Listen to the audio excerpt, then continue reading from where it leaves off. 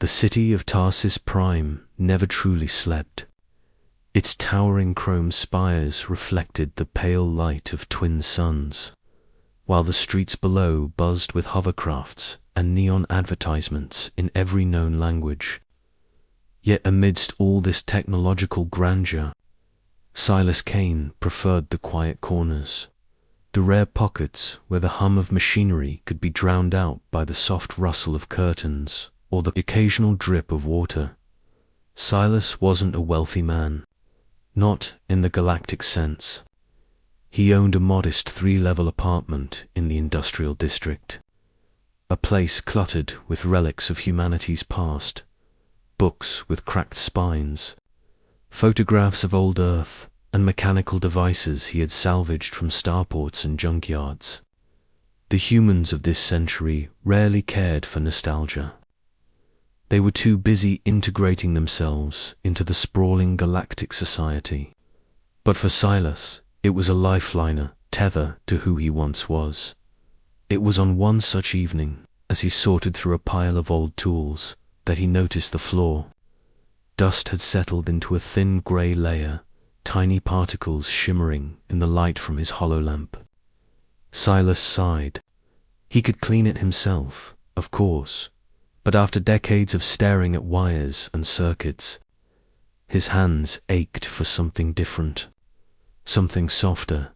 The advertisement he had posted was simple: cleaner needed for private apartment. No special skills required. Must be punctual and reliable. He hadn't expected anyone to respond immediately.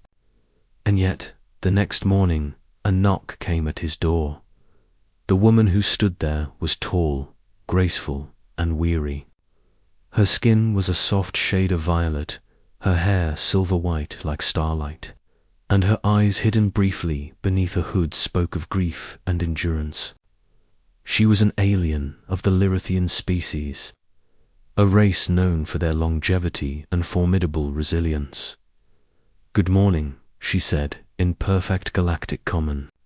Her voice was calm, but it carried the weight of countless sleepless nights.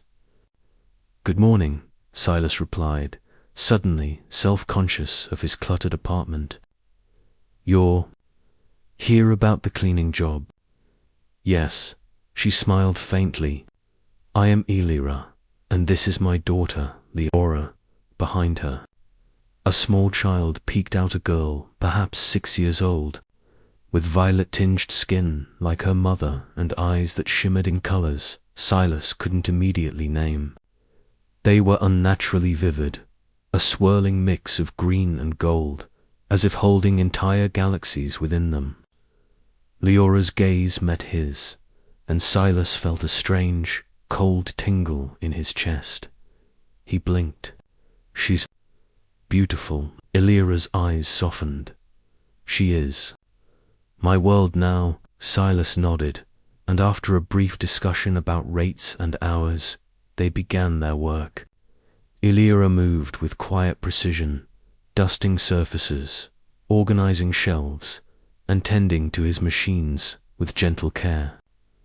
Leora, meanwhile, followed him everywhere, curiously touching gadgets and peering into his collection of old Earth relics. At first, the days passed uneventfully. Silas watched as Elira cleaned with diligence, and he found himself strangely comforted by her presence.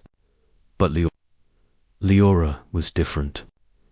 Every time she looked at him, Silas felt a memory stirring deep in his mind. It wasn't just nostalgia, something more profound, something buried for decades. He shook his head once, dismissing the feeling. He had buried it for a reason. It was on the 5th day that the memory came unbidden. Silas had been tinkering with an old gravity stabilizer, cursing under his breath as sparks flew. Leora leaned against the table, her eyes studying his hands. Suddenly, she reached out and touched a small gear. "Why do you fix these?" she asked softly. "They're broken." Silas froze. That voice. It was the same as someone he had not heard in years. My family used to, he began, then stopped. He shook his head. Never mind. But Leora tilted her head, her gaze unwavering. You're sad, aren't you? Silas swallowed hard. No one had ever seen him truly vulnerable. Not after the war, not after the accident.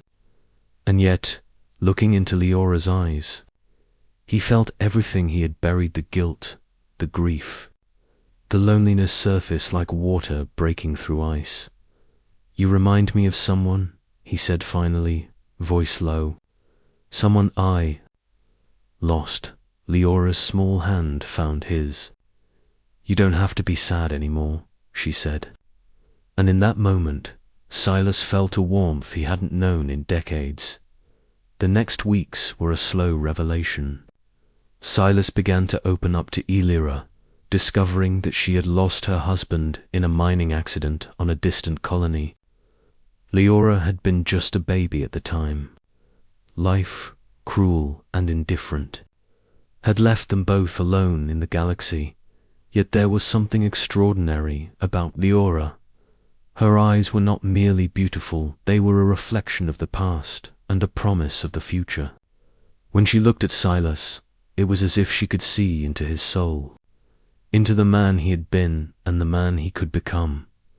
One evening, while the twin suns of Tarsi's prime set over the spires, Leora asked him, "Why do you live alone?" Silas paused. He had never told anyone, not friends, not colleagues. I made mistakes, he said finally. Mistakes I've tried to forget. Some of them cost lives. The girl's gaze did not waver. But you're here now, and I think you can still do good. He felt his throat tighten. No human or alien had ever spoken to him with such clarity, with such unflinching honesty. That night, Silas dreamt of a life he had thought impossible, a life with Leora laughing through his cluttered apartment, with Elira tending to his machines, and with a family that had once seemed beyond reach. It was not all gentle mornings and quiet evenings. Word of Silas hiring a Lyrithian woman spread through the district.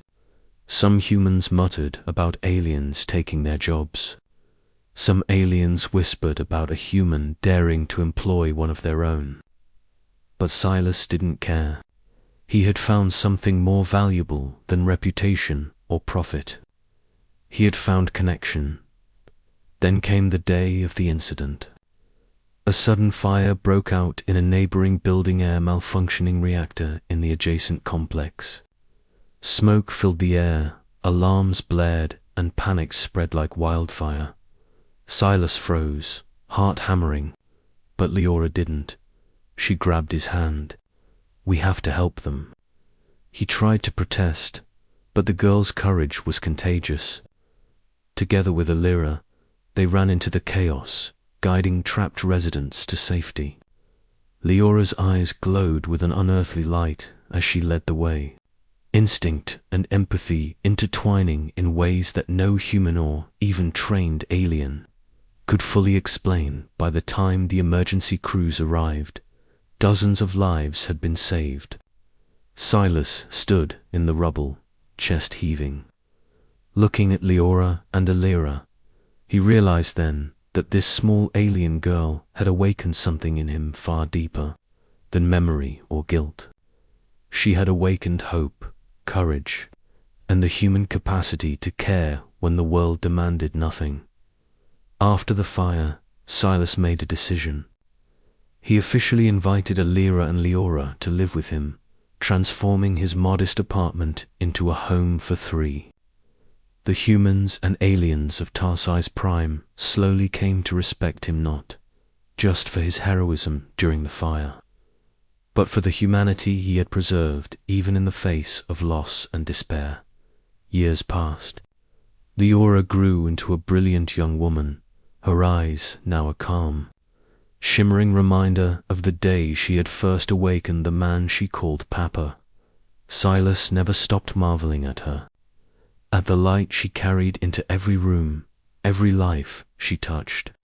And Eliora, once quiet and reserved, flourished under the warmth of a family she thought she had lost forever. Silas often thought back to the moment he had first met them. He remembered the unease, the hesitation, the tiny thrill of recognition when he had looked into Leora's eyes. And he understood something profound. The galaxy could be vast and indifferent, but the smallest connection a hand held, a gaze returned. A life saved could awaken the deepest, most human parts of any soul. In the end, Silas Kane realized the truth he had buried for decades. Family was not bound by blood alone.